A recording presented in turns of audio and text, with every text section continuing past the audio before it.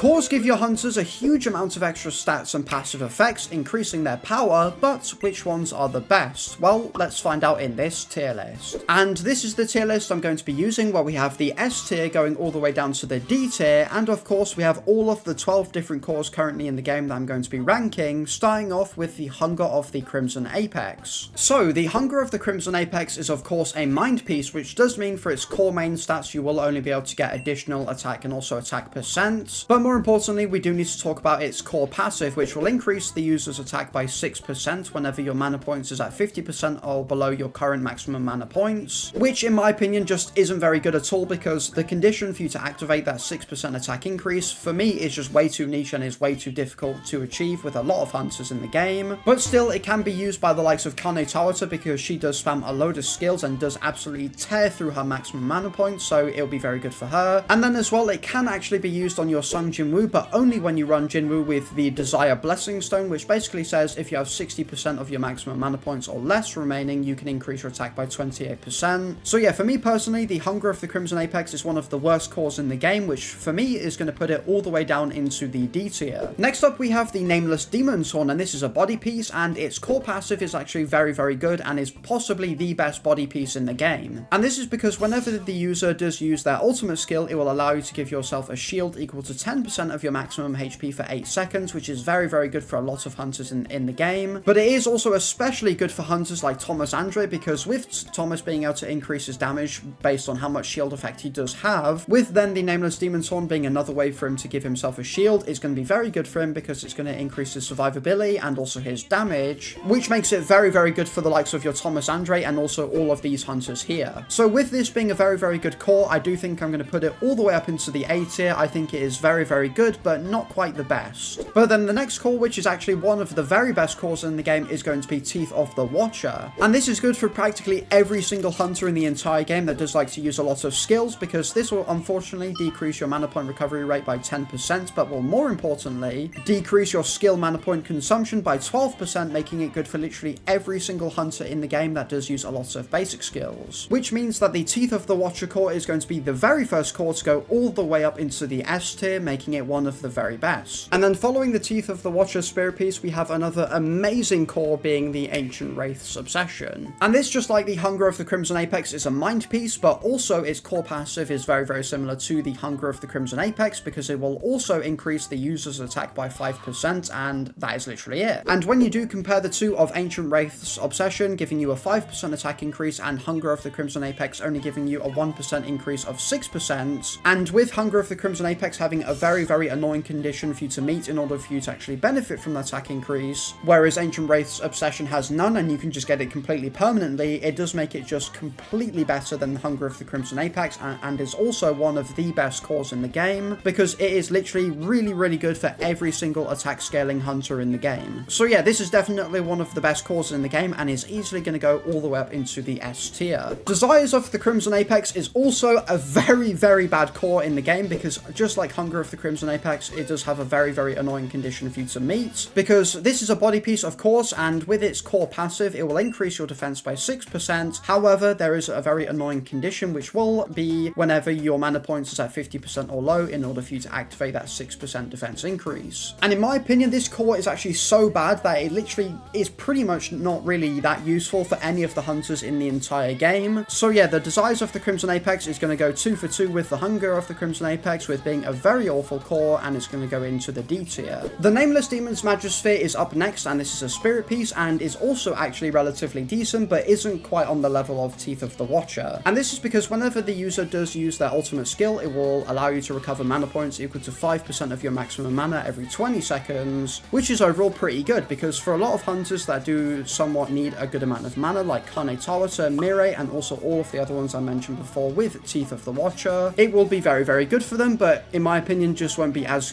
good as Teeth of the Watcher, which then for me personally is going to put it all the way up into the B tier. So then followed up by the Nameless Demon's Magisphere, the next core I'm going to rank in this tier list is going to be the Eyes of the Watcher. And this core is a pretty decent mind piece, because what it can do on it through its core passive is it can actually increase the critical hit damage of your core attacks by 20%, meaning it will be very, very good for a lot of hunters that do like to use a lot of core attacks, such as hunters like Sorin, Thomas Andre, Gogan He, Silvermane Baekhyun Yunho and also even Alicia. But then with the Ancient Wraith's obsession just being a very, very universal mind piece core to use for a lot of different characters, I don't think I can rank the Eyes of the Watcher on the same level as it, which means I'm going to put it all the way up into the A tier. Up next, we have the Ancient Wraith's right hand, and just like the Nameless Demon's Horn, this is a very, very good body piece for pretty much every single hunter in the entire game, because whenever the user is hit, their damage reduction will increase by 10% for 10 seconds, which can be triggered every 25 seconds. And this core is very, very good for a lot of different hunters in the game that do have a lot of super armor, but don't necessarily generate quite a lot of shield effects. And as well, it is also pretty good on your Sung Jinwoo as well, which for me is going to put it all the way up into the A tier. So then following that, we have the Punishment of the Crimson Apex, and this is also very, very similar to a lot of our previous spirit cores, because whenever the user does have 20% of their mana points or less, they can instantly recover their mana points equal to 30% of their maximum mana. But unfortunately, the downside of this, just like all of the Crimson Apex pieces, is that it can only really be activated once during combat. And when it comes to all of the hunters that this can be useful for, of course it can be useful for Kane Tawata and all of these other hunters here that do like to use a lot of skills, meaning they do use a lot of mana points, which in total for me is going to put the Punishment of the Crimson Apex all the way up into the C tier. But then next up we have one of the very best cores in the entire game, being the Nameless Demon's Deception, and this mind piece is absolutely broken because whenever the user uses their ultimate skill, they can increase their critical hit damage by 20% for 8 seconds in total. This then means the vast majority of hunters in the game, especially DPS hunters, are definitely going to want to use this because of all of the benefits it does give you, making it definitely one of the best cores in the entire game, which for me is going to put it all the way up into the S tier. And for me, this is definitely one of, if not the very best core in the entire game. But then unfortunately, following that up, we do have Limbs of the Watcher, which is a body piece that increases your defense by 6% at 70% of your HP. And just like the Crimson Apex body piece, this is also going to be absolutely awful, because the hunters that do like to have a lot of defense, like your Gogan Hees and your Thomas Andres, what they like to do is give themselves absolutely massive shields, which does mean that they are pretty much never at 70% or fewer of their HP, which means it's pretty much useless. So yeah, the Limbs of the Watcher for me personally, in my opinion, just isn't very good at all, so I'm going to put it all the way down into the D tier. And then the final core to rank in this tier list is going to be the Ancient Wraith's Mana Power. And up until the release of the Teeth of the Watcher piece, this was actually relatively okay, because as a spirit piece, it will allow you to recharge your power gauge by 3% whenever your basic attack does hit 3 times, and it can be triggered every 10 seconds, so for hunters that did like to use a lot of basic attacks, it was relatively okay for them to use to get their ultimate much quicker, or at least their very first one much quicker. But like I said, ever since the Teeth of the Watcher, it just really hasn't had any sort of place to be used in outside of really Silvermane Baek Yunho, who is really kind of the only hunter in the game that can sort of effectively use this piece, although I might be missing someone, which does mean, in my opinion, I think I'm going to put it all the way up into the C tier. It's relatively decent, but for me, in comparison to the rest of the cores in the game, I just don't think it's quite up to their level. So there you have it. This is my complete tier list of all of the cores currently in solo leveling Arise before the new Workshop of Brilliant Light does release. And overall, if you did enjoy this video or you just found it useful in general, then don't forget to like and subscribe. And as always, I will see you all in the next video. Peace!